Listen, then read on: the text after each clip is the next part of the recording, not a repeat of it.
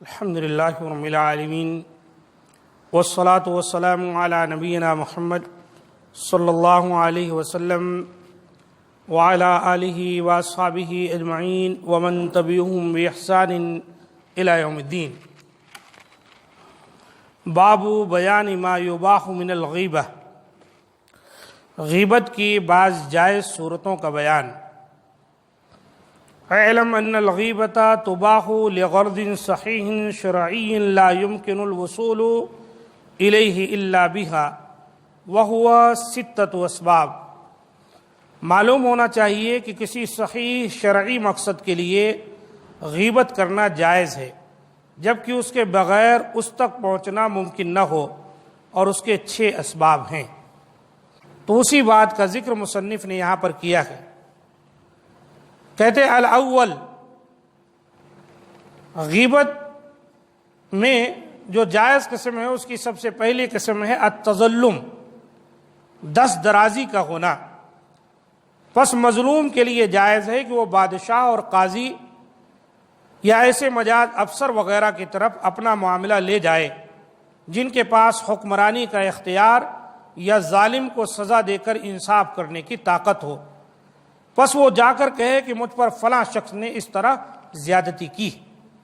جب شکایت کرے گا تو ایک طرح کی غیبت ہوگی، لیکن چونکہ اس پر ظلم ہو رہا ہے اس لیے جائز ہے۔ الثانی الاستعانۃ علی تغییر المنکر، خلاف شرع کاموں کے روکنے۔ دوسری قسم ہے خلاف شرع کاموں کے روکنے اور برائی کے مرتکب کو راہ راست پر لانے کے لیے مدد حاصل کرنا۔ پس وہ ایسے شخص سے جس کی بابت اسے امید ہو کہ اسے خلاف شرع کاموں کے روکنے کی قوت ہے، یہ کہے کہ فلاں شخص یہ برائی کر رہا ہے، وہ اس کو اس سے روکے، یا اسی طرح کی کوئی اور بات کہے اور مقصود اس کا صرف یہی ہو کہ اس برائی کا ازالہ ہو جائے۔ اگر یہ مقصود نہیں ہوگا تو ایسی شکایت حرام ہوگی۔ اگر مقصود تو یہ ہے کہ وہ برائی اس سے ختم ہو جائے تو یہ بھی ایک طرح کی غیبت ہے، لیکن جائز ہے۔ تیسری چیز الثالث، تیسری چیز فتویٰ طلب کرنا۔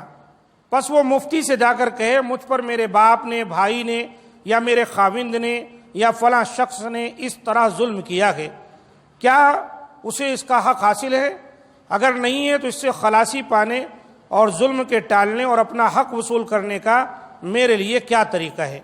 اور اس طرح کی کوئی بات کرے تو یہ بوقت ضرورت جائز ہے، لیکن اس میں بھی زیادہ محتاط اور افضل طریقہ یہ ہے کہ وہ اس طرح سوال کرے کہ ایسے آدمی یا شخص یا خاوند کے بارے میں آپ کی کیا رائے ہے جس کا معاملہ اور رویہ اس طرح ہے۔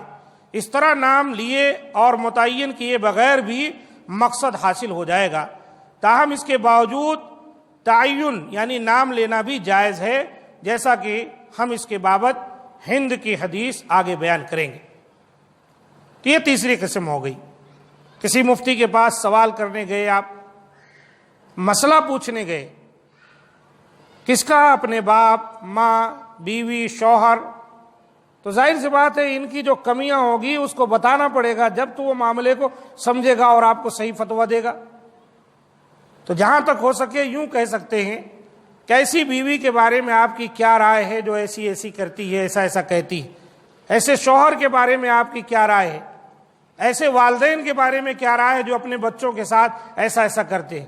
ہو سکے تو سوال اس طرح کر لے، لیکن اگر نام بھی لے لیتا ہے کہ میرے باپ، میرے والد، میرا بیٹا، میرا شوہر، میری بیوی، اس طرح بھی کہہ دیتا ہے تو کوئی حرج نہیں، جائز۔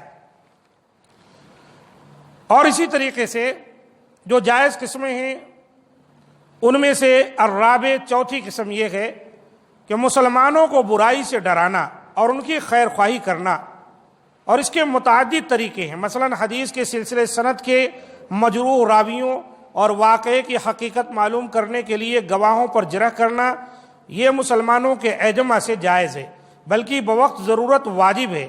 یا جیسے کسی سے شادی یا بیاہ کا تعلق قائم کرنے، یا کاروبار میں شرکت کرنے، یا اس کے پاس امانت رکھوانے، یا کوئی اور معاملہ کرنے، یا اس کے پڑوسی ہونے کے بارے میں ایک دوسرے سے مشورہ کرنا ہے، تو جس شخص سے مشورہ کیا جائے اس کے لیے ضروری ہے کہ وہ کوئی بات نہ چھپائے، بلکہ خیر خواہی کی نیت سے وہ تمام برائیاں بیان کر دے جو اس میں ہوں، تاکہ انسان غلط جگہ رشتہ نہ کرے، بددیانت کے پاس امانت نہ رکھوائے، نہ کاروبار میں اشتراک کرے اور نہ اس کا پڑوسی بنے وغیرہ۔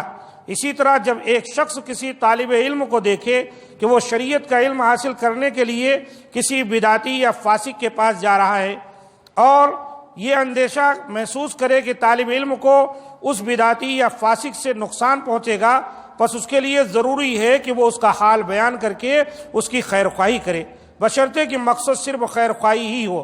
اور یہ معاملہ ایسا ہے کہ اس میں عام طور پر غلطیوں کا ارتکاب کیا جاتا ہے۔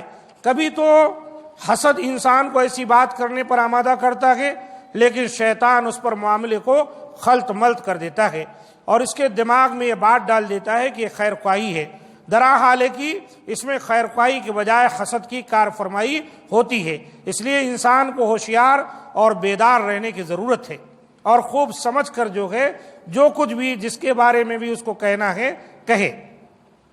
اسی میں یہ بات بیان کی گئی، کسی آدمی کو آپ دیکھ رہے ہیں غلط قسم کے آدمی سے جڑ جا رہا ہے، جہاں اس کا نقصان ہو سکتا آگے، تو آپ کھل کر جو ہے اس کو سمجھا سکتے، بتا سکتے، دیکھ بھائی فلاں آدمی کوئی اچھا آدمی نہیں ہے، ان کے ساتھ جڑنا تیرے لیے بہتر نہیں۔